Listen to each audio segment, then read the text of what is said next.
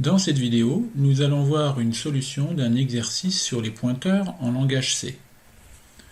On regarde l'énoncé. Donc, écrire une fonction inverse qui reçoit en paramètre une chaîne de caractères et qui inverse cette chaîne. Écrire un programme qui fait appel à cette fonction. Donc, on démarre en créant notre fonction inverse.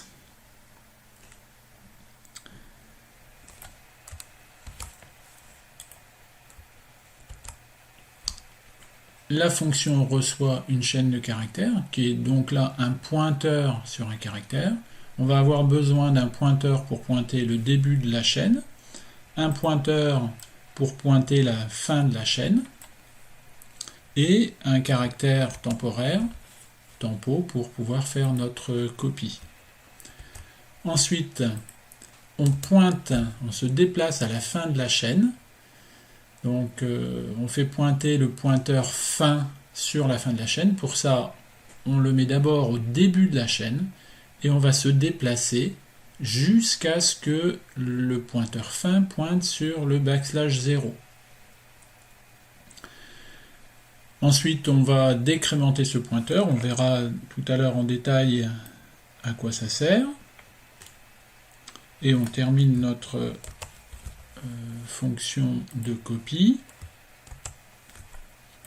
Donc tant que fin, le pointeur de fin est supérieur au pointeur de début, donc on échange le caractère de fin avec le caractère de début. Et l'échange se fait d'une manière classique. Tempo reçoit l'élément pointé par début, l'élément pointé par début reçoit l'élément pointé par fin, et l'élément pointé par fin reçoit tempo. Et donc on a une boucle qui est une boucle tant que, et à la fin, on termine, à la fin de cette boucle, bien sûr, on incrémente le pointeur début pour pointer sur le caractère suivant, et on décrémente le pointeur fin pour pointer sur le caractère précédent. Le programme principal qui fait appel à cette fonction, donc voilà la fonction principale. On saisit un message. Ici, on saisit ce pourcentage chapeau \n pour saisir tous les caractères à l'exception du \n. Ça nous permet de saisir des chaînes de caractères avec des espaces. On affiche ce message avant inverse. On lance la fonction inverse. Et on affiche, après inverse, le message. Donc, je vais l'enregistrer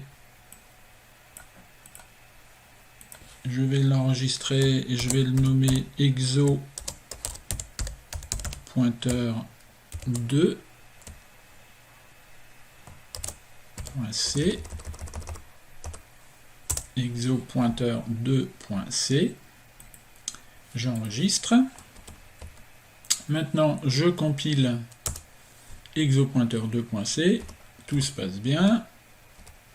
Je lance l'exécution du programme. Alors, le message, bonjour, comment ça va? Avant inverse, bonjour, comment ça va? Après inverse, on a bien notre message qui est inversé.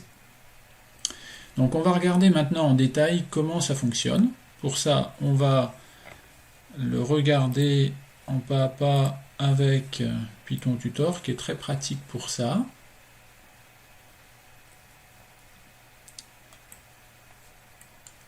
Voilà. Donc, on a notre programme. Il y a juste une petite modification, puisque avec Python Tutor, on ne peut pas faire de scanf. Donc on a réduit la taille du message et on lui a mis une valeur par défaut. Voilà, maintenant on lance l'exécution. Donc on va initialiser le message. Bonjour, comment ça va? Entrer un message. Avant inverse, le message, bonjour, ça va. On lance maintenant, on rentre dans la fonction inverse. Voilà, on entre dans la fonction. On peut voir ici que est créé sur la pile, rien n'est créé sur le tas. Mais sur la pile, on a bien un pointeur chaîne, une variable tempo et deux pointeurs début et fin, qui pour l'instant ne sont pas initialisés. Donc on initialise le pointeur chaîne, que l'on fait pointer sur notre message. Donc là on voit bien qu'il pointe sur la première case de notre message. Ensuite, on fait pointer début sur chaîne. Début égale chaîne, ça fait pointer sur le début de la chaîne. On pointe la fin de la chaîne, donc pareil, fin égale chaîne. Et maintenant, on va aller emmener notre pointeur fin jusqu'à la fin de la chaîne. Pour ça, on va boucler tant que l'élément pointé par fin est différent de \0. Là, pour l'instant, il est différent de \0, donc on fait fin plus plus. Le fait de faire fin plus plus, on passe à la case suivante.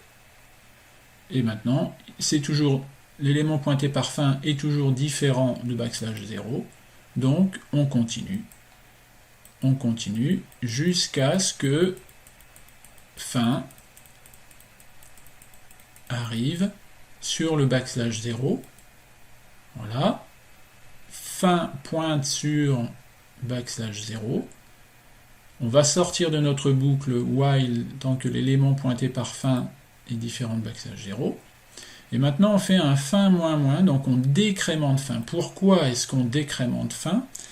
Parce que, étant donné qu'on va vouloir échanger nos caractères, si on commençait par échanger avec le caractère \0, si on met une chaîne qui commence par \0, par définition, c'est une chaîne vide pour le langage C. Maintenant qu'on a nos deux pointeurs fin et début correctement positionnés, on va pouvoir faire notre échange. Donc tempo reçoit l'élément pointé par début, qui est là B. L'élément pointé par début reçoit l'élément pointé par fin. Donc là, ça reçoit, on ne le voit pas très bien ici, mais ça reçoit le point d'interrogation. L'élément pointé par fin reçoit tempo, donc ça reçoit B. On incrémente début, donc on incrémente le pointeur, début, il va pointer la case suivante. On décrémente fin pointe une case juste avant. Et on recommence. Puisque fin est supérieur à début, on continue. Tempo reçoit l'élément pointé par début, qui est O. L'élément pointé par début reçoit l'élément pointé par fin. L'élément pointé par fin reçoit tempo. On incrémente le pointeur début, on décrémente le pointeur fin. Voilà. Et comme ça, on continue jusqu'à ce que la condition fin supérieure à début soit fausse. Donc là, on incrémente. Fin n'est plus supérieur à début. Donc maintenant, on peut retourner à l'issue de inverse. On peut voir ici notre message a été modifié. Et à l'affichage, on a bien, après inverse, le message est inversé. Voilà, l'exercice est terminé.